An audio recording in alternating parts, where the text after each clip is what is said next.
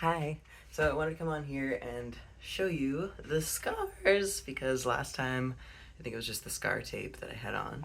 So these are the scars. Bring the camera in. That's what they look like. It's kind of body horror-esque, like very out of like Saw 5 or something. I actually haven't seen Saw 5, but I assume it's similar to Saw 1 through 4. Um, but yeah, you can see there's this kind of like bruising. I don't know if that bruising, because the bruising kind of looks the same shape as the tape did over top. So I wonder if it's maybe tape related, or it would also just make sense for there to be like a lot of bruising around the area that they sliced me open. um, yeah, as for sensation, like I can feel pretty normal up to here, and then where the bruising starts, I can still kind of feel it, but anywhere above that and here, it's got that numbness I was talking about. So you can see here, this is like a little bit jagged, which I think is kind of funky. And then like, I don't know. So I don't know because it's still so early. Like I'm only like 2.5-ish weeks out of surgery. So I don't know how it's all gonna settle. I'm just observing what I have so far. But if I look like some of them are kind of like the top's kind of like bumpy and there's weird like little like lumps around the around all of it. So I don't know how that's all gonna heal. These marks I think are from the tape where it like the tape, you know how tape will do that thing if it's on your body where it creates these kind of like little divots, and it held that for 2 weeks straight. So I think that's what that is. It's just like broken blood vessels. Like you've got one or two on this side too. This is a drain hole. This is where one of the drains was in. The other drain hole is right here. This is annoying as hell because, from my understanding, they're dissolvable sutures, thread. I don't know. Whatever they stitched me up with is dissolvable, so it takes 30 to 90 days, I think, for it to dissolve, something like that. So this bit, like, if I'm not wearing anything, like, usually I've got the binder on, but like, if my arm touches this, because it's kind of pokey, it's a little bit on this side too, but I would say that those are the most tender spots for sure. Um, and like even when I've got the binder on, it's like on the side, it's still quite tender. I am a hella side sleeper. So the fact that I can't sleep on my side at all and I haven't been able to for like 2.5 weeks is kind of driving me insane. But whatever, I'll sleep on my side one day again. This is also from surgery. I think they must have just accidentally nicked me with a scalpel. Because it's like really deep, and it's not a bruise, it's definitely a scab, and it's been there since surgery. So I just think that's kind of funny. They didn't mention that, but I'm pretty sure they just like nicked me. It's like my sibling when they like took them out of my mom and they like accidentally nicked them on the head, and so they put a hat to cover it up and didn't say anything. And anyway, one of those little like oopsies. I'm not mad. I mean, obviously you slice and dice me as long as we got the job done and you didn't let all my blood out, which I don't think they did. But anyway, that's what that is. So yeah, this is what I look like now. As you can see, the like scars pretty well start like evenly there. And I remember my doctor was saying that he was gonna bring, I think this side was like 16 inches he needed and this side was 17, so he brought this an inch further back so that the scars would match, which I just thought was like really cute. Um, so yeah, anyway, but because this was my smaller titty. Um, Another thing on that I've noticed is really funny. I can feel that there's less skin to work with there, because if I like stretch my neck up, I can't do it all the way, but I feel this side tugging at the scar, like, and I don't feel this side at all. So I'm like, obviously there was more skin to work with on this side because this was the bigger boobie, and there was less skin on this side because I can actually feel it's like tighter there, which is weird. Like I don't know. I didn't think I'd notice things like that, but it's my body, so lots of funky things to notice. So anyway, now, excuse me, what I do is a little Q-tip. I think I can use my fingers as long as they're clean though.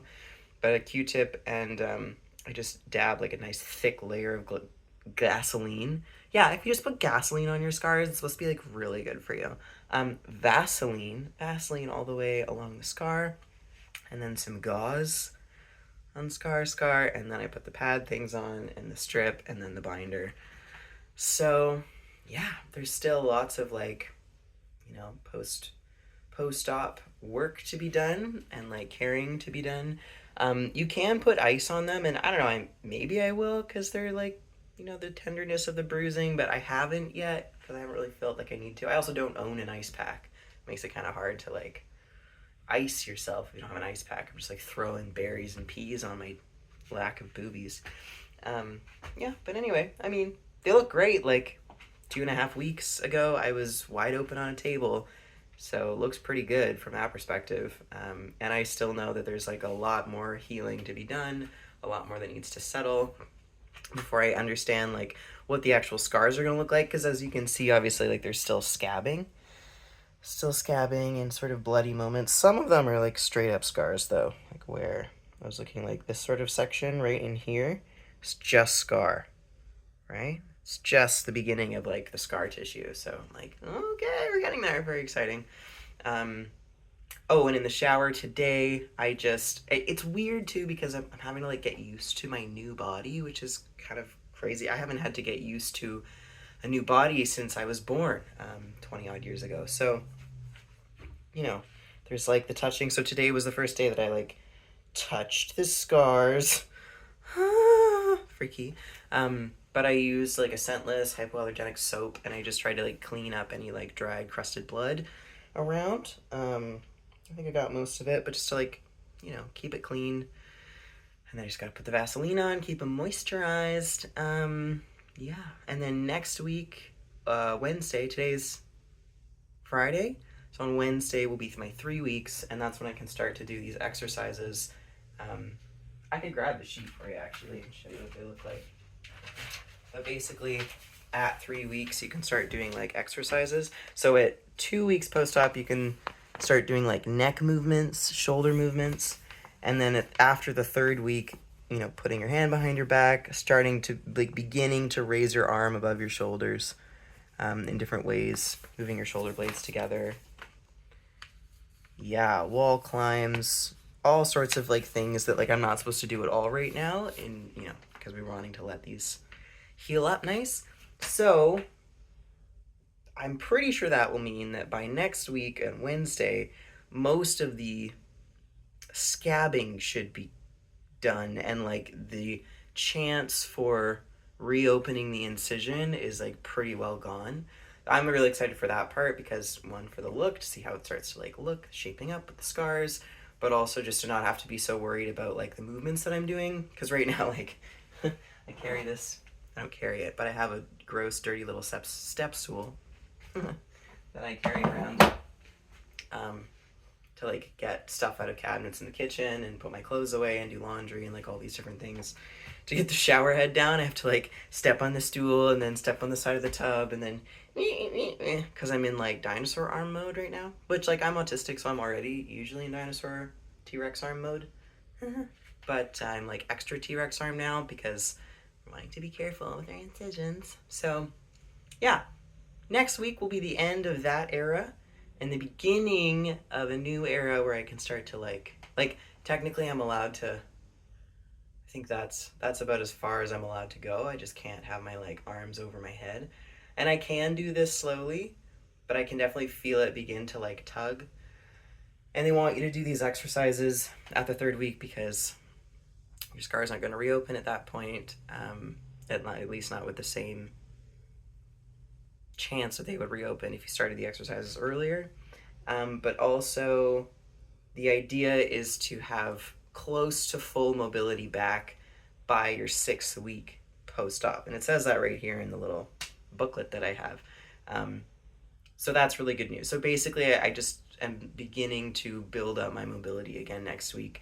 And I think that has a lot to do with the fact that my skin's been taken away, and also all the muscles have fatigued, and I haven't been doing anything, and I can't exercise. So I need to like slowly but surely begin to like stretch the skin, get used to the feeling of that, and then it allows it time to like, the skin to create more skin cells so that you regain that like elasticity of skin as you move.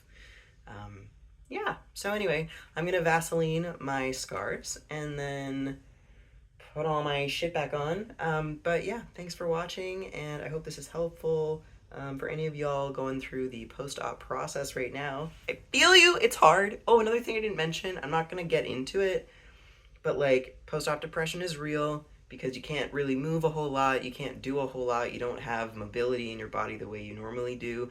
And for people who are generally pretty like able-bodied, like it's a really big adjustment for anyone who loses capacity of some of their mobility and their body's abilities. You know, so you just got to be gentle with yourself. And I am like not always gentle with myself, but I'm really trying to be. Um, yeah, but like literally just take it easy. It's funny, my word for 2024 was slow. It's been a weird year for the word slow, but the fact that my last 6 weeks of the entire year are like the slowest is just kind of perfect. I can hear my shit bubbling out there. I gotta go. But anyway, love you. Bye. Okay, thanks.